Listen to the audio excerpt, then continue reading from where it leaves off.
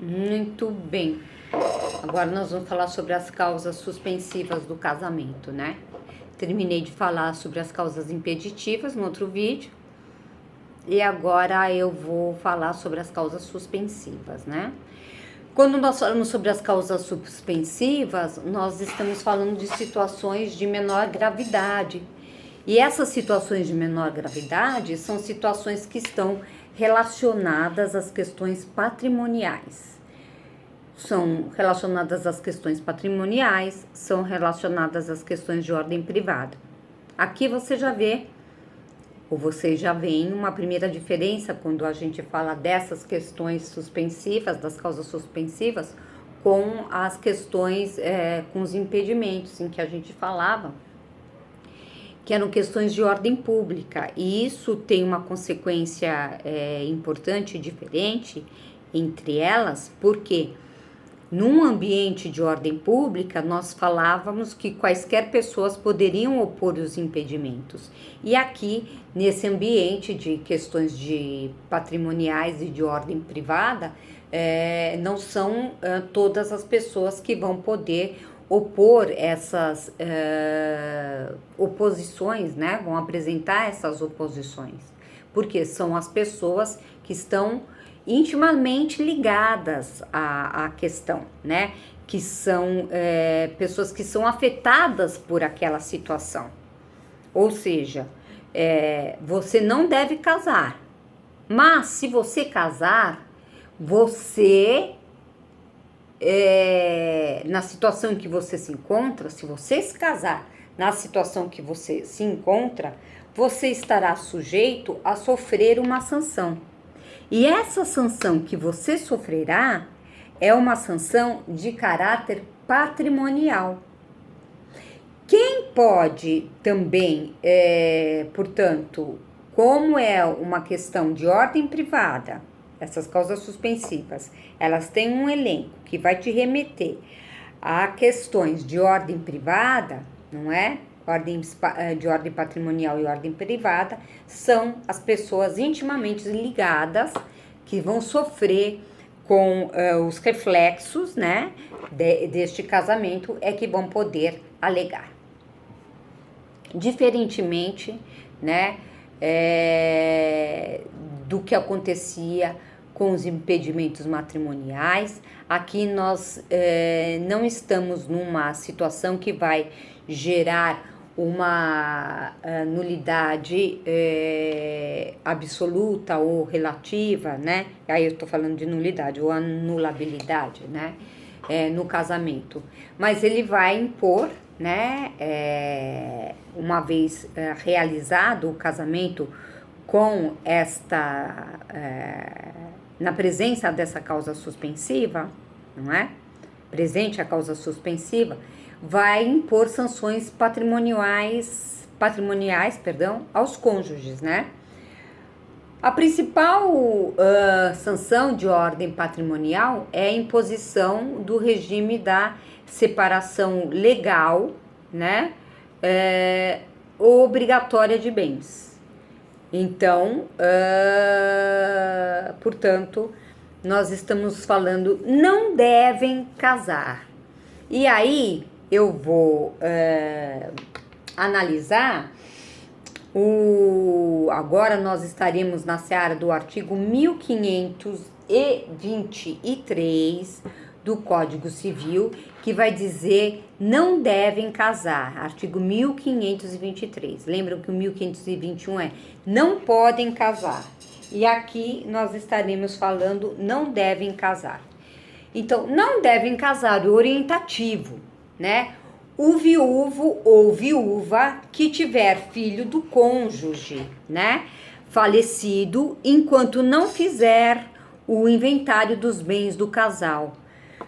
Portanto, não devem casar o viúvo, né? Ou a viúva que tiver um filho daquele cônjuge que faleceu, se essa pessoa ainda não tiver feito, né, o inventário dos bens do falecido, com a respectiva partilha.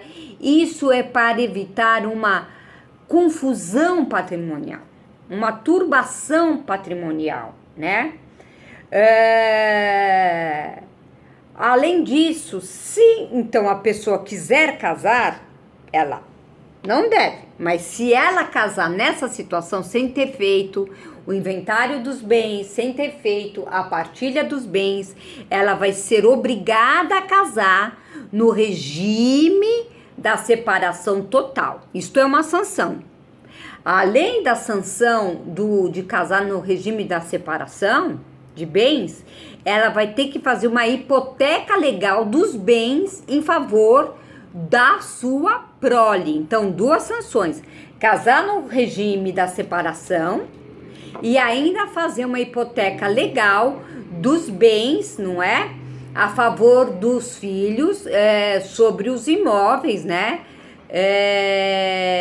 Se ela passar a outras núpcias, tá? E obviamente vai ter depois que fazer o inventário do falecido. Enquanto ela não fizer o inventário do falecido, ela não vai modificar, não vai poder modificar essa sua condição. Obviamente, não é difícil dos senhores concluírem por que deve ser assim, né? Porque, veja, o perigo, né, é de que haja uma dilapidação do patrimônio que, na verdade, pertence ao filho, né? Porque com o falecimento do pai, né, dependendo do regime, aí só essa análise só vai acontecer quando você abrir o inventário da pessoa, né? Quando você processar o inventário da pessoa, não abrir a sucessão, porque essa é outra questão, mas quando abre-se o inventário da pessoa, processa-se o inventário da pessoa, nós vamos verificar que regime que ela era casada, se a mulher, quais direitos ela vai ter, se ela é meeira ou se ela pode estar na condição de herdeira, mas fato é que o filho, ele vai ser herdeiro, né? E sendo herdeiro, se essa pessoa se casar com uma outra, que vamos dizer, que seja um cafajeste, que seja uma pessoa que não tenha bons sentimentos, que não tenha uma boa fé, pode acontecer dela dilapidar o patrimônio, se você casar, sobretudo no regime da comunhão universal de bens, ok? Ficou claro? Ótimo. Então, a segunda hipótese seria viúvo ou mulher, né? Viúva ou mulher, uma viúva ou mulher, cujo casamento se desfez por nulidade, né? Ou foi anulado, nulo, declarado nulo, ou anulado até 10 meses depois do começo da viuvez ou da dissolução da sociedade conjugal. Qual é o problema aí? O problema aí é para não haver mistura com relação, não haver dúvida com relação à paternidade do filho que nascer depois desse lapso temporal, né? Porque nós estamos falando o quê? Que ela se separou, desfez o casamento, né? Depois de 10 meses do começo ficou viúva depois de 10 meses do casamento, ou dissolveu esse casamento depois de 10 meses, né? Então, nós estamos falando que ela teve aí, estando grávida, né?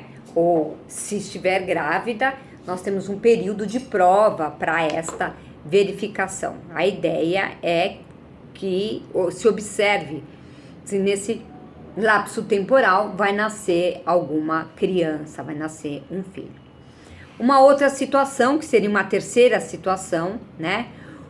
A situação do divorciado enquanto não houver sido homologada ou decidida a partilha dos bens do casal. O que também, novamente, visa evitar a confusão de patrimônio. E aí, tudo que eu disse para o primeiro, eu me reporto aqui, tá? Sempre entendendo, meus amores, você não deve, mas você casou? Então, casou, vai ter que casar no regime da separação total de bens. Tem filhos, e no caso do inciso 1, vai ter que instituir hipoteca legal sobre o bem, tá? A última situação é a do tutor e curador e seus descendentes, ascendentes, irmãos, cunhados ou sobrinhos, né? Não devem casar.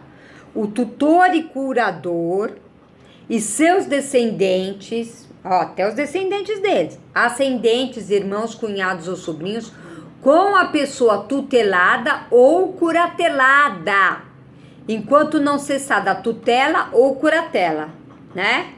Ou não estiverem ainda saudadas as respectivas prestações de contas, né? E aí é por uma razão muito clara, né? Uma razão moral, uma razão de confiança, porque se o tutor ou curador não tiverem prestado contas, né? Isso poderá ensejar uma forma de tentar o casamento, né? Ludibriar essa pessoa para aceitar as contas como estão, né? Ou então comungar deste patrimônio, e aí então a obrigatoriedade de se prestar,